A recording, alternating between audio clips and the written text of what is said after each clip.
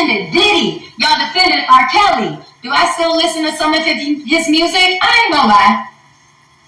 There are certain songs that I might still listen to, but I still know that he's a fucking evil ass person. Like, let's be for real now. We're not going to sit here and come at me and act like I'm just so crazy. I'm not. And anybody, why are you doing this on the internet? What are we supposed to do with this information? Listen and learn. Hello and welcome to Prima Donna News, where we give our perspectives about the trending topics. We don't follow any agendas or blindly comment on topics without first doing diligent research to weed through valid information from the propaganda being pushed. Enjoy the topics and don't forget to like, share, and subscribe if you haven't already. Get the bag, get the bag. Y'all niggas know what it is. You know we get the bag, get the bag.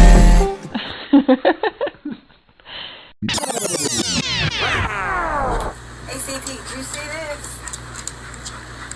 Look, if it ain't official Dana J, Prima Donna News, I don't even want to see it. Just take the time. The Me Too agenda set the precedence for a lot of these industry wives, side chicks, and thoughts who have gravitated toward these entertainers who now want to expose them and write these tell-all books while hinting at a lot of criminal activity that they clearly had no problem with when they were with the individuals. Now, when I hear former Basketball Wives reality star Royce Reed come out here and give her story time and talk about Dwight Howard, and everybody forget how she was stone cold quiet with all these other allegations that have come out about this man, to now come with these criminal allegations and to make implications that he's threatening her and trying to silence her, we've seen the same script before.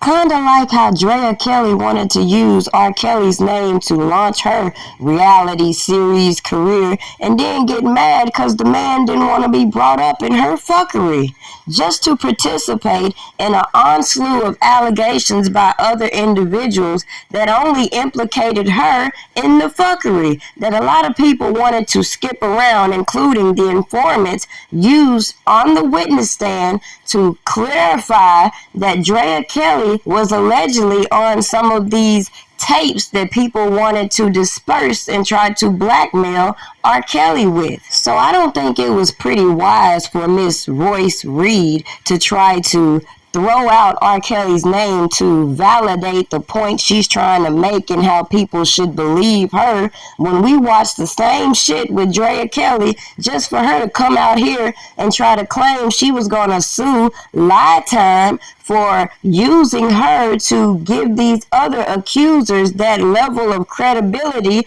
we all knew they didn't have in the first fucking place.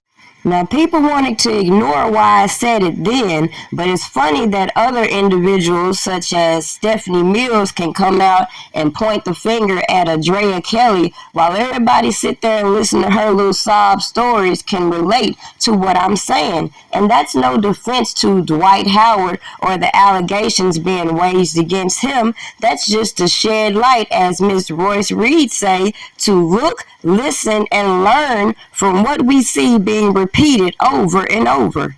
But the gag is, whether it was Dwight Howard or Robert Kelly, as I said then, a lot of the stuff that these women were willing to participate, allow, and tolerate in, they wouldn't have tolerated if these individuals were not at the celebrity level they were. So again, it makes you side-eye the motive and why they're speaking. And that's not to say that nothing happened to them. That's not to say that they weren't abused in some way, form, or fashion. That's just to give insight to why you should give more thought into the motives that, hey, some of these people had to enable certain situations in order to talk about them. And what better PR stunt than to come to the public and play the victim role than to be accountable for your actions as well? Yet to sit here and try to reverse psychology and say, well, if it was about the money, I would have did this, this, and that. Clearly, that's why a lot of these people are mad, because they didn't do what was best for them when they had their youth. Now they sitting here as some old cougars thinking about all the regrets, all the stuff they claim they went through, and feeling some type of way. Is that against the law? That's equivalent to me watching some of these people who came out and interfered with the due process of R. Kelly, who claimed to have all this information that would free R. Kelly, that linked up with all these people behind the scenes, that did all this janky ass shit with some of these witnesses and informants, and then failed to display, just like I did, all of the things that gave me reasonable doubt that they could have very well presented to the public, instead of orchestrating a lot of these fake ass internet beefs, playing in your face, and failing to recognize the point that I was only making without being involved with janky ass stupid people. Instead, we watch these meddlers participate in these lives every day, dance around these emails that were being leaked and distributed all over YouTube, danced around the people that were missing in action in these court cases and were allowed not to come in and testify, missed all the information that would have gave everybody else more reasonable doubt. As we also watch one-sided media coverage, the so-called black media feed into propaganda, and everybody keep running to these believe her stories just because they don't want to question certain information being put out as facts.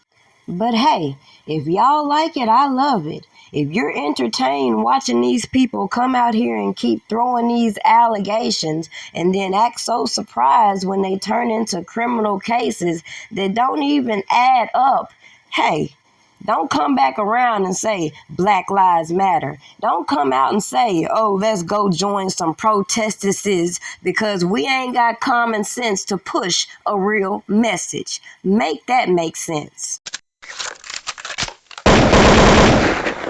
What happens if you order a cake or cookie from Prima Donna Pastries? Well, for starters, you get a custom flavor that's just for you. If you're not into chocolate or vanilla, it's your chance to explore other flavors. And even though it's not the traditional chocolate or vanilla, it's still delicious. I'm just saying, if you want to impress someone on any occasion, you get them a cake or cookie from Prima Donna Pastries. You can even become a pastry member to review new products monthly.